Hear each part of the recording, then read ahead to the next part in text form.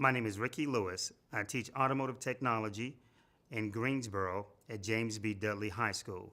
I've been teaching now for 20 years.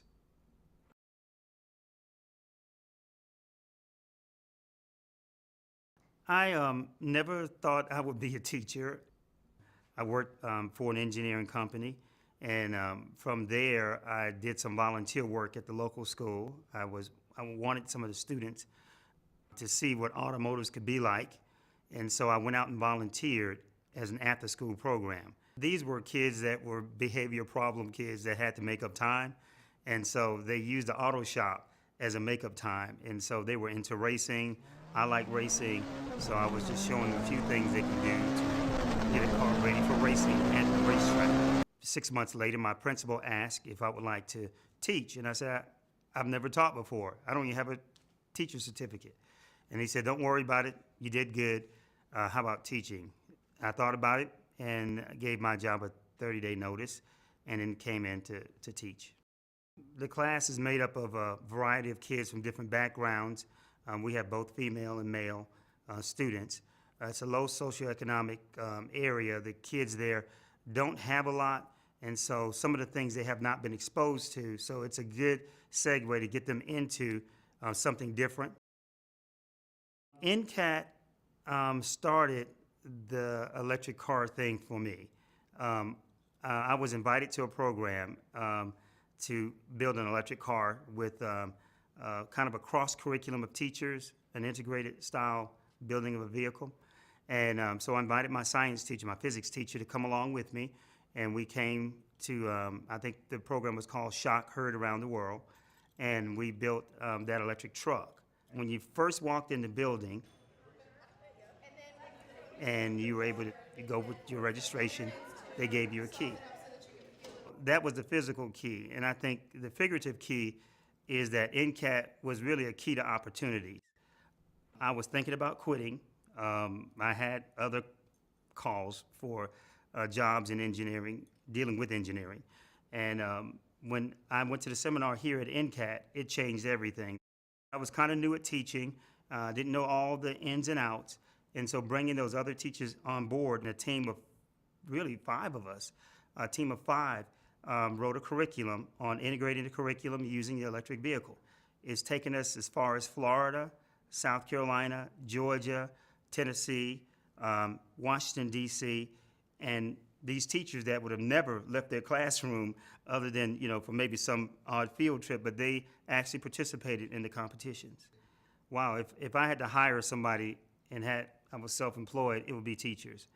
They can adjust and adapt to anything. Some of those science teachers knew way more than I did about automotives. They just didn't know until they came here and we started integrating our curriculum.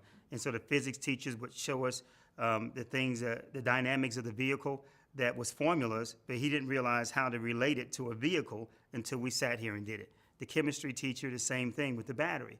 The English teacher helped us write documents, and she didn't realize, she kept saying, what do I know about cars? Well, her grant writing helped us secure many grants.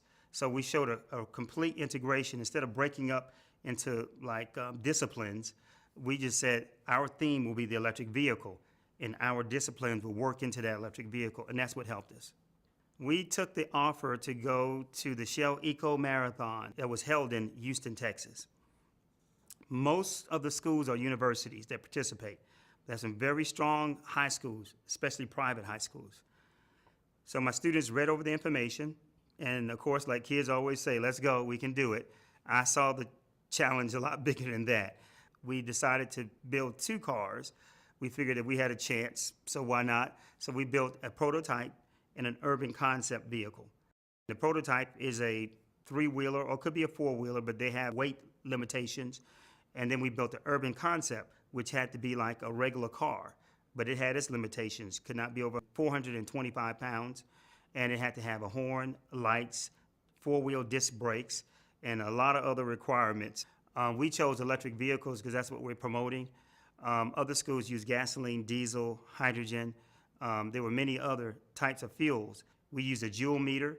Other schools, they gave them a certain amount of fuel, and then they weighed that, measured it, and they looked for efficiencies. we use a lot of oil, and it is running out. So they're looking at ways that we can use electricity, whether it's solar, whether it's generated electricity that we have now, which could be hydro-generated, and that's the type of research my students want to do at the next level. When you see the car, it's very interesting. It's an assortment of parts. We had a discarded doctor's table. We used aluminum legs on that for the framework. We also have the base frame. We used a dog fence somebody threw away, the door, the gate. We also used old bicycle parts. We used vacuum cleaner parts, the aluminum part of the vacuum cleaner. We used shelving, old shelving, just so many parts that people threw away. The kids at one stage were talking to a news reporter, and they said that, we look at junk a little differently now around here, that we're saying maybe Mr. Lewis can use this. Some of my contacts working secularly with other companies, they donated some of their technology and their services.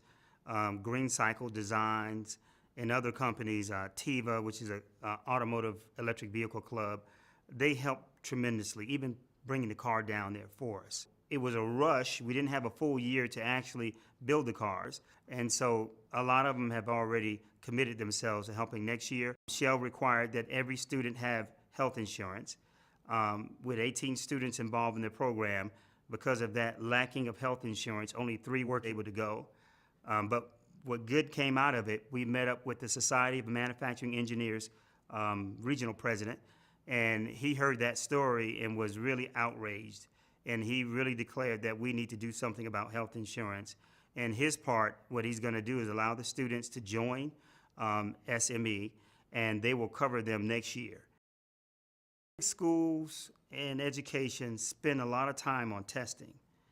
And being kind of a technical person, I think the proof is in the pudding. If you had a project and you allow the kids the room, the latitude to work with projects, I think people will be pleasantly surprised what they can do. I don't know, I have a lot of feelings for NCCAT. I really believe I would not be teaching if it wasn't for NCCAT. When I talk to my new teachers, I tell them, if you can hold on 3 years, you can hold on for 3 years, just hold on. And best thing that could ever happen to you is come to NCCAT.